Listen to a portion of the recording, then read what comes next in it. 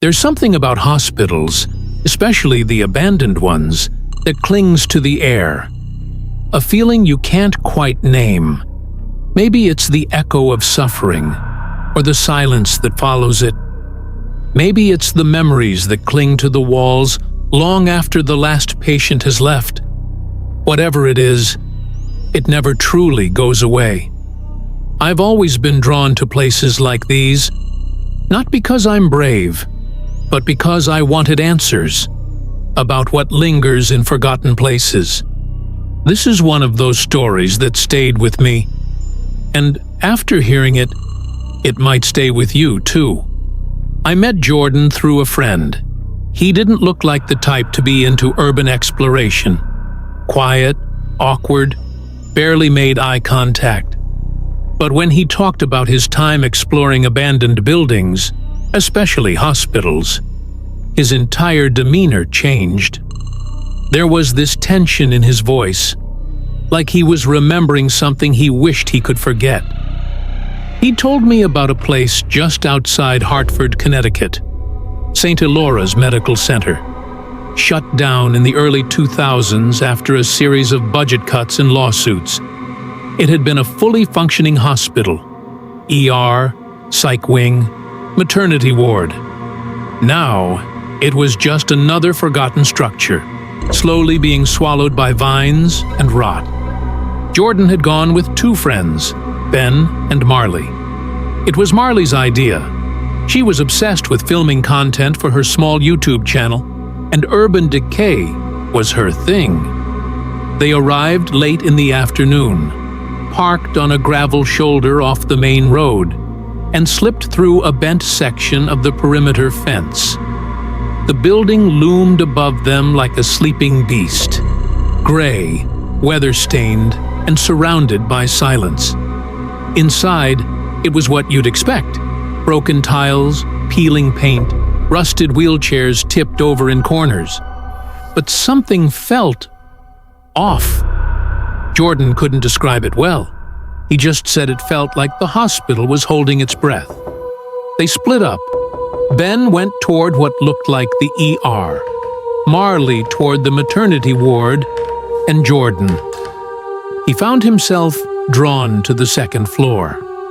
He walked down a long hallway lined with empty rooms. One of the doors had a faded plaque that read, "Pediatric Recovery." He pushed it open. The room still had cribs in it, tiny ones. Some were rusted. One was tipped over. But it wasn't that unsettled him. It was the quiet sound, faint, almost too faint to notice, of a child humming. Jordan froze. He said it wasn't coming from a speaker. There was no electricity, and it wasn't coming from outside. It was coming from the far corner of the room, but the room was empty. He backed out, heart pounding. The humming had stopped, but the air felt heavier now, almost like he was being watched. Down the hallway, he heard Marley's voice echo, "Guys, you need to come see this." They regrouped in the old maternity wing, where Marley was pointing at a patient board still mounted to the wall. The dates were faded, but that wasn't the creepy part. It was the notes, scribbled in black marker. Baby wouldn't stop crying. Mother sedated. Nurse quit. Patient in room 208 keeps saying the baby speaks to her. Rooms 208 and 209 to be sealed until further notice. Marley had already tried the doors. Room 208 was locked tight. But room 209 had a broken frame and opened with a push. The moment they entered, the hallway light behind them flickered, despite the hospital having no power. The room was dark and freezing. Their breath came out in puffs. Marley raised her flashlight, and all three of them saw it at once. There was something written on the far wall, behind the bed frame. Not spray paint. It looked smeared, brown and flaky, like old blood. "Do not let it in!" That's when Ben screamed. He pointed behind them. In the cracked mirror beside the door, a shadow stood between them and the hallway. Not a reflection, not a trick of the light. It didn't move, it didn't blink, just stood there like a figure wearing a nurse's uniform, but with no face. Ben lunged forward, crashing through the mirror. Shards flew everywhere. But when they turned around, the shadow was gone. They didn't ask questions. They ran. Back through the corridors, past rusted gurneys and decaying beds, back out the way they came.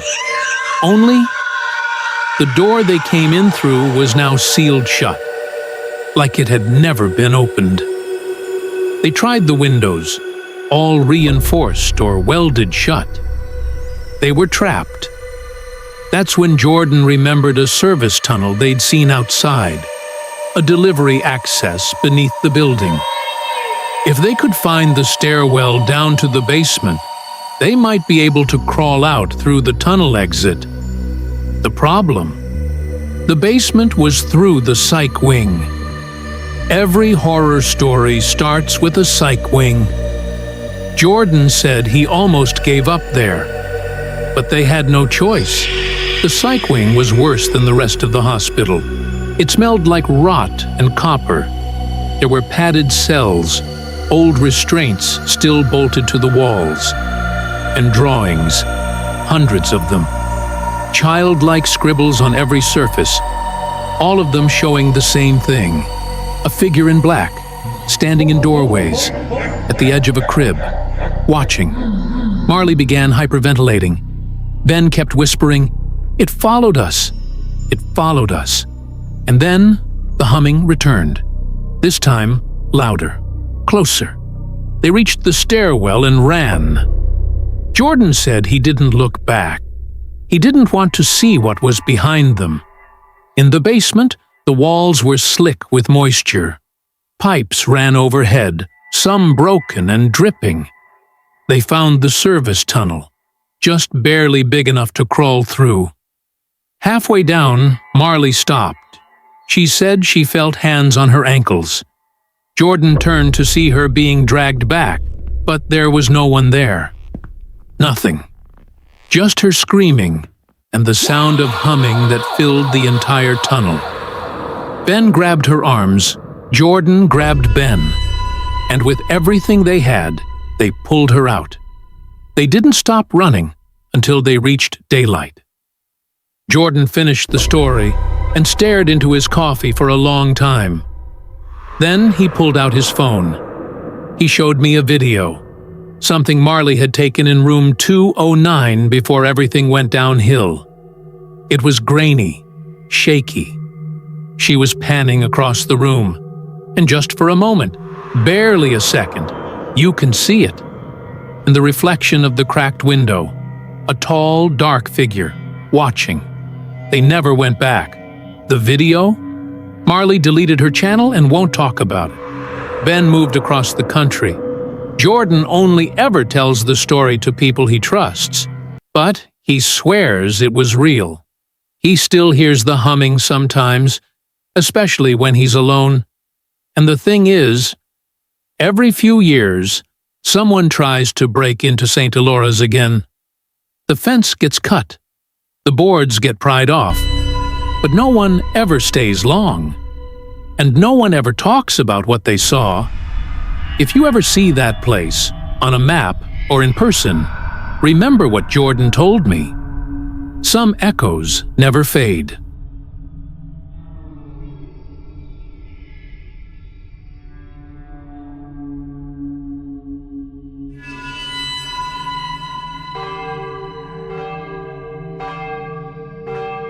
The night always feels different in places like this. Abandoned hospitals, forgotten asylums, and desolate wings that were once filled with the rush of life now echo with the silence of the lost. It's not just the decay of old walls that gets under your skin. It's the knowledge that something once lived here, and something still lingers. I met Emily a few years ago through a mutual friend. She didn't look like someone who'd be into the whole urban exploration thing. But after hearing about her experience in an old abandoned hospital, I knew I had to hear more. Emily's a photographer, and she had a fascination with capturing the haunting beauty of decay. The peeling paint, the rusted equipment, the crumbling architecture. But this story was different. It all started with an abandoned hospital just outside of Boston, Northfield Psychiatric Center. This place had been a mental health facility in the 1950s, but was shut down after a series of allegations about patient mistreatment. Stories of abuse and mistreatment clung to the building, and it was rumored to be haunted by the spirits of those who had been wronged. Emily was drawn to the idea of capturing those stories through her lens. She went with a group of friends, all of them seasoned explorers, but something felt wrong from the start. They arrived in the late afternoon, just as the sun was beginning to set. The air was thick with humidity, and the building stood like a broken giant in front of them. You could almost feel the weight of the history pressing down, suffocating everything around it. The doors were locked, but Emily and her group had already planned their entry point, a small back window that was slightly ajar. They slipped inside and immediately felt the temperature drop. The halls were dark, even though the sun hadn't fully set. The windows, long broken, let in nothing but the dim glow of the fading light. At first, they wandered through the main hallway. Empty rooms, some with old, decaying furniture, others completely gutted. But then they heard it. A voice. A whisper. At first, it was so faint that Emily thought she had imagined it. But as they moved deeper into the building, it became louder. The whispering was like a soft breeze, but the words were indistinguishable. It came from one of the side rooms, a door that was partially ajar. Emily pushed the door open, her camera in hand, ready to capture whatever strange scene lay inside. But as soon as the door creaked open, the whispers stopped. The room was empty. A nurse's station with papers scattered across the floor, old equipment left behind like someone had just walked away and never returned. But something about the emptiness felt wrong. They decided to split up. Emily and a friend, Dan, went to explore the basement, while the others checked out the upper floors. Emily, with her camera, tried to shake the sense of dread that clung to her. But the farther they went, the more it felt like the air was thickening. Every step echoed. And then came the sound again. Footsteps. Slow, deliberate, almost too quiet to be real. At first, they dismissed it. Maybe it was one of the others, maybe not. But as they continued down the cold, narrow hallway toward the stairs, the footsteps grew louder, closer. Emily's heart began to race. She spun around to look for Dan, but he was nowhere in sight. And that's when she heard it. A low, raspy voice, so faint it could have been a breath. "Help me." Emily froze. The voice sounded like it was right behind her. She spun, expecting to see someone, but there was no one there. The air felt colder now, the silence almost suffocating. "Dan!" she called out, her voice trembling. But no response. She slowly backed toward the stairs, her camera now hanging limply from her neck. It was then that she saw something moving at the far end of the hallway, just a shadow, something darting from one door to the next. It wasn't a person. It was too fast, too unnatural. That's when she heard it again. "Help me!" It was louder now, closer. It came from behind the door of one of the abandoned rooms. Emily's curiosity and fear battled inside her. She pushed the door open. Inside was a small, dim room. A single bed, the frame rusted, the mattress long gone. And in the corner of the room, sitting on the floor, was a small figure. It looked like a woman, thin, gaunt, with wild, unkempt hair. Her eyes were wide and unblinking, fixed on Emily with an intensity that made her stomach drop. The woman didn't move. She just stared. But then the whisper came again, louder than ever. "Help me!"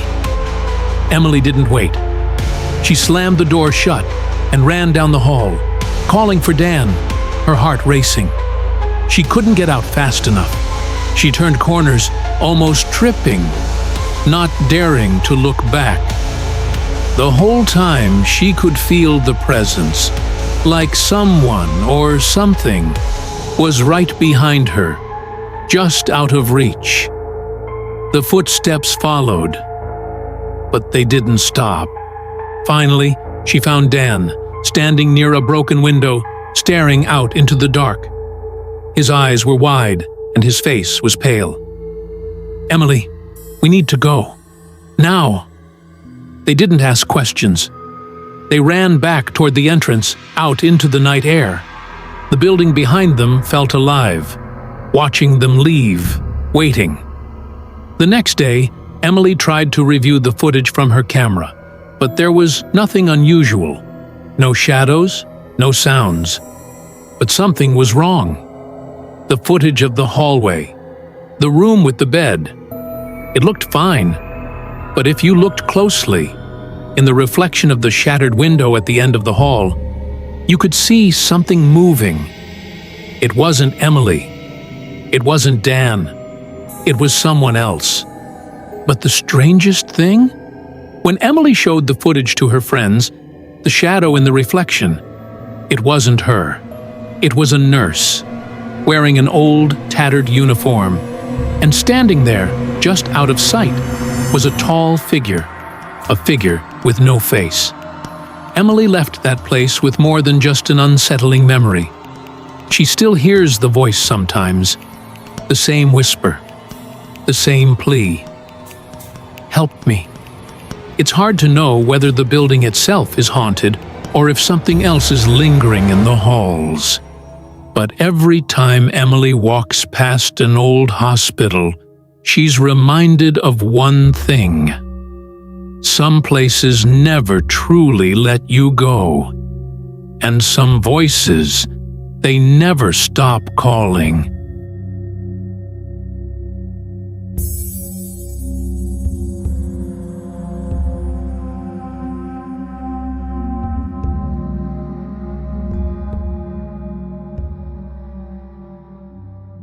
The wind whistled eerily through the cracked windows, the sound carrying through the cold night air. The sky above was a deep, dark canvas, devoid of stars. A full moon hovered in the distance, casting a ghostly light over the old building ahead. The place I had come to explore had a history as dark as the night itself. Ravensfield Asylum. Ravensfield wasn't just any abandoned hospital. It had been the home to the mentally ill for over 60 years. The walls of the asylum had witnessed countless broken lives, patients who had been discarded by society and left to wither in silence. The asylum was shut down abruptly, its doors closing forever after a mysterious fire that left the authorities with no answers. But the stories, the whispers, the rumors, they never stopped. People claimed the asylum was cursed, haunted by the souls of those who had never left. There were stories of figures roaming its halls, of voices that called out in the dead of night, of patients who still lingered, unable to move on. I had to know for myself if the place was truly as haunted as they said. So, on a cold winter night, I made my way to the decaying structure, flashlight in hand, determined to uncover the truth. Ravensfield Asylum, once known for its oppressive and cold environment, had been built in the early 1900s. The asylum's design was meant to isolate the patients from the outside world, with its towering stone walls and imposing architecture. Inside, the hospital was no better. Patients were treated with cruel methods, enduring electric shock therapy, lobotomies, and painful isolation. Many were left to die alone, their screams unheard, their suffering forgotten. The building had a dark history of abuse, and by the time it was closed, rumors about the twisted practices that had occurred behind its walls were circulating. No one truly knew what had gone on within the hospital, but everyone agreed on one thing. Ravensfield wasn't just any abandoned place. It was a graveyard of broken souls. I stood at the entrance of the asylum, staring up at its imposing gates. They were rusted, the metal twisted and corroded by time, but the building beyond still seemed alive, as though it were waiting for me to step inside. I pushed open the gate with a groan of metal against metal, the sound echoing in the quiet night. The air felt heavy, thick with the sense of something lurking, something watching. I couldn't shake the feeling that I wasn't alone. As I entered the building, the door slammed shut behind me with a suddenness that made my heart skip a beat. The flashlight in my hand illuminated the long, dark corridor ahead of me. The walls were covered in peeling paint, and the floor creaked under my weight. The silence was oppressive, broken only by the occasional flutter of bats in the distance. I moved deeper into the asylum, my footsteps echoing as I walked through the halls.